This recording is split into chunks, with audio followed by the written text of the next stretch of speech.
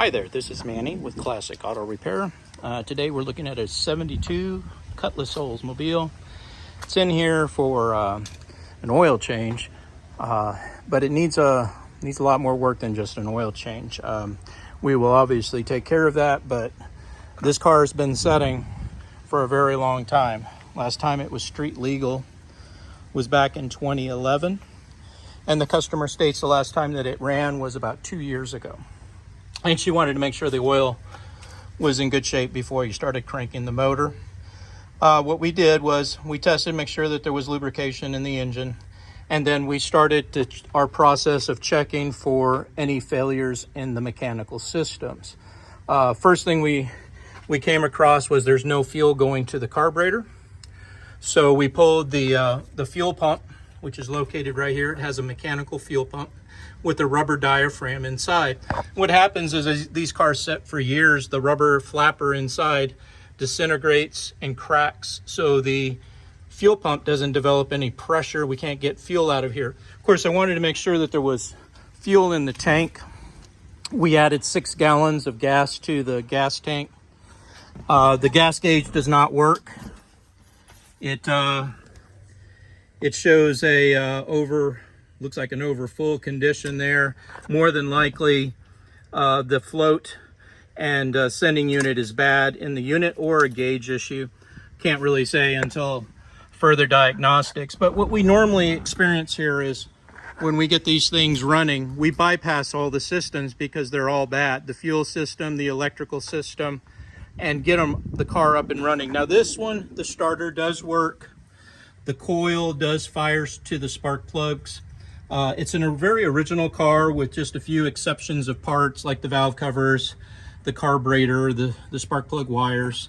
We're going to recommend here putting some new electronics on this car, which would be the spark plugs, the wires, the coil, the distributor cap, and upgrading the inside internals of the distributor to a magnetic pickup, because more than likely the points inside of here and the rotor is corroded from setting so many years. Those parts will have to be replaced so that the ignition system fires a clean pulse to the spark plugs, burning cleanly so that you get the maximum performance out of the motor.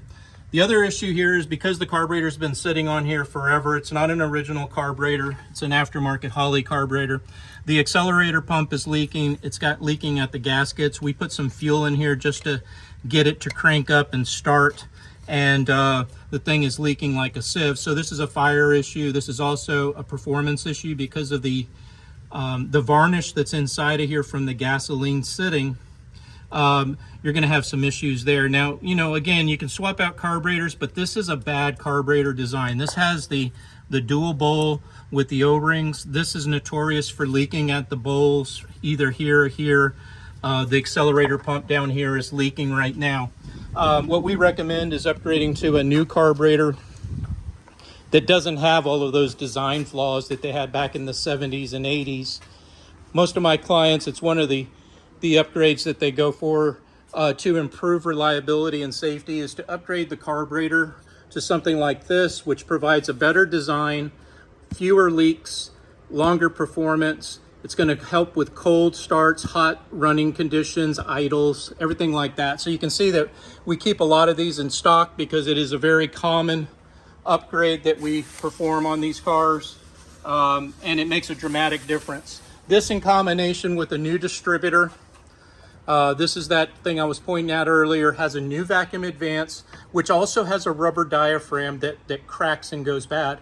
And that affects the timing when you're accelerating on the gas pedal. You're going to notice hesitations. That's because this little pod is bad, or the carburetor itself is bad. So we're going to be increasing the performance by going to a magnetic pickup, a newer designed ignition system, which will be the internals here, that will get replaced on that carburetor. Going back to the car here, I'm going to go ahead and crank it up so you can hear it running. But again, right now we're running off of fuel that's just in the carburetor right now. There is no fuel supply coming to it unless I can get that fuel pump to start working. Now, what we'll recommend is putting an electric fuel pump, which doesn't use the same mechanical device from the motor. As soon as you turn the ignition on, just like your new car, fuel is going to go to the carburetor immediately, and that increases the opportunity for the engine to start faster, not so long cranking, which means if your battery is running low, the car's been setting for a couple of months, having that car fire off really quickly is a good thing because it gets the engine running. It doesn't put a lot of strain on the ignition and battery system. So here we go, we're going to crank it up.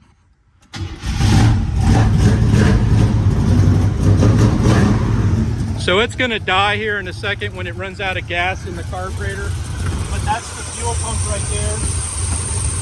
And there's no fuel coming out of the fuel pump. So we're just running on gas that I have put inside of the bowls of the carburetor.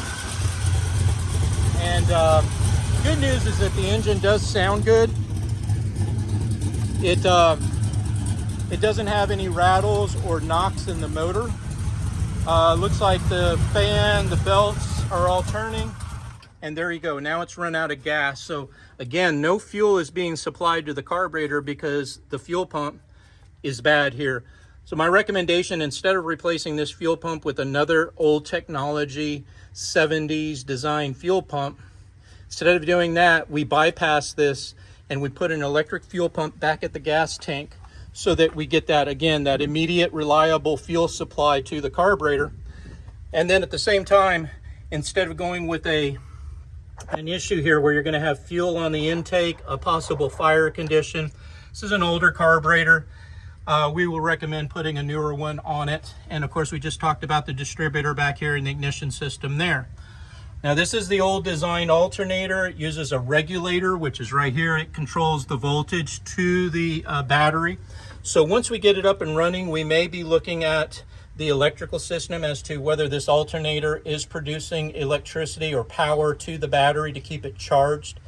Normally when these cars sit this long, the contact points corrode and the armature goes bad, and these things no longer produce the amps required to charge the battery. So we may recommend here going to a new alternator that no longer uses the regulator, because this has contacts inside that also get corroded and rust and cause the electrical system not to perform as good as it should.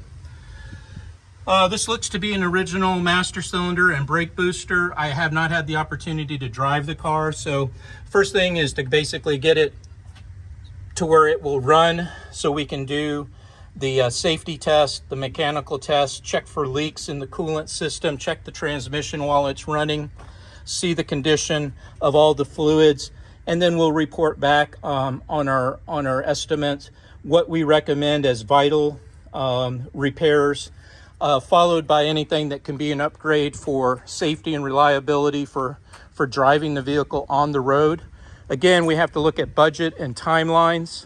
The tires were all flat. So, you know, again, they look to be new tires as far as tread wear, but we need to check the condition, make sure they're holding air okay.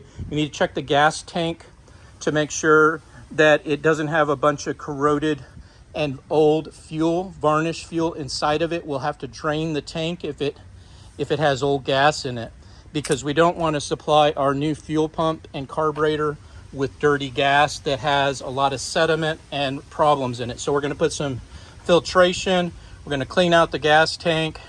We'll add some filters, fuel pump, get the fuel system to where it needs to be so this car will start reliably when it starts to get back on the road.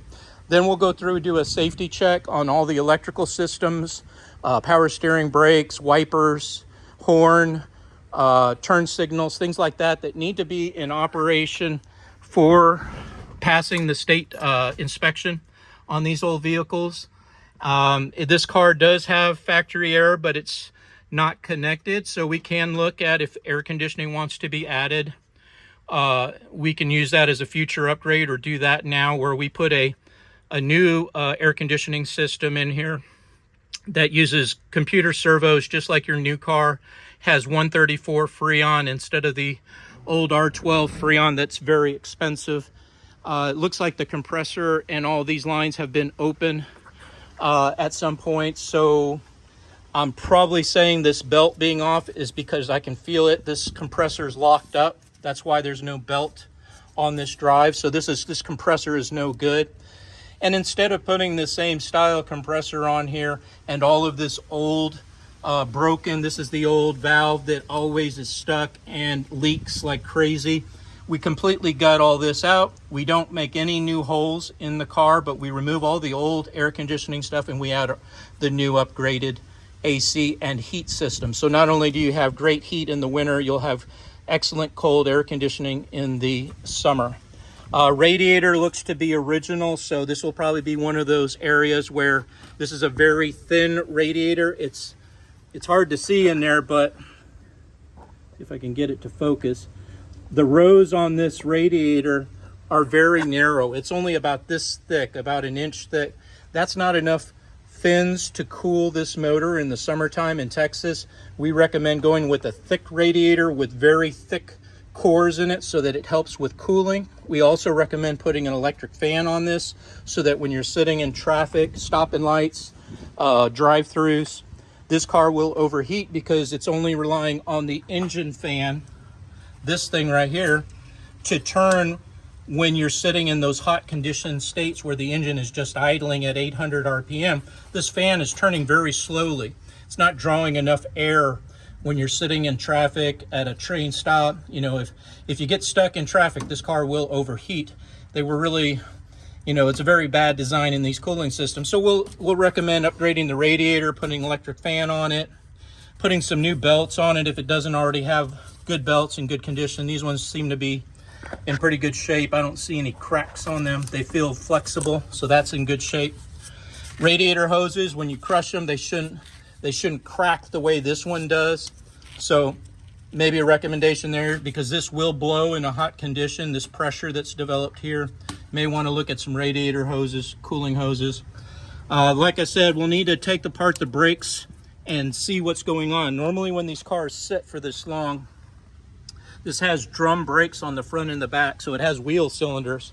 Those wheel cylinders are known for leaking, so when I get it up on the lift, I'll be inspecting the brakes for leaks so that we can prevent a catastrophic no-stop situation by making sure the brakes are in good shape and good condition.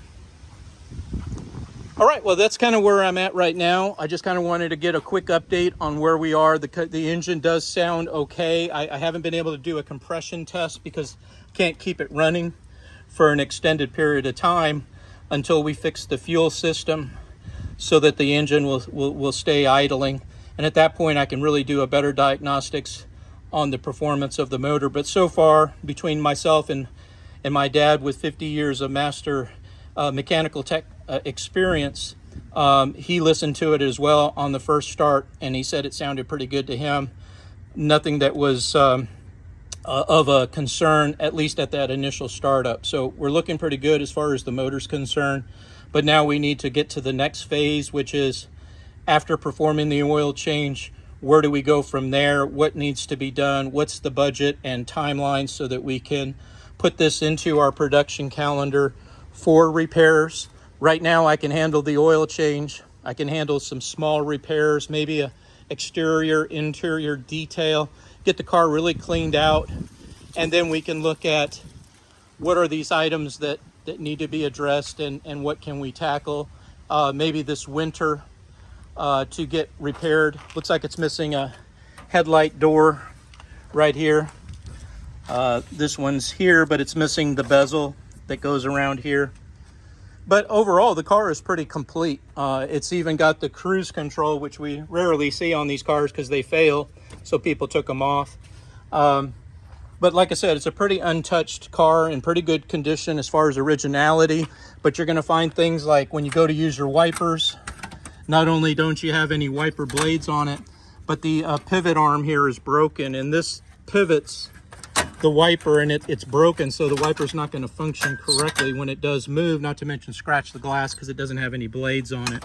So we'll be making some recommendations where we see it.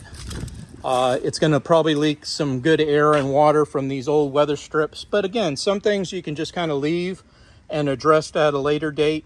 Focus on the safety and mechanical first, and then we can address the things that make it pretty, make it more enjoyable and more maybe authentic, maybe get some of these emblems that are missing on the car, do some touch up. I can get a custom paint mix that matches this car and to go around, and I can airbrush the chips. We can fix things like this door mirror that's coming off the car.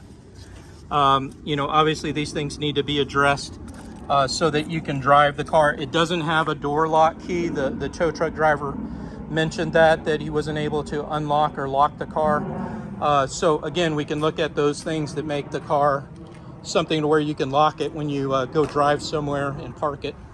And we're going to be checking all those lights to make sure that they function the way that they're supposed to. All right, this is Manny with Classic Auto Repair. Hope you enjoyed watching this video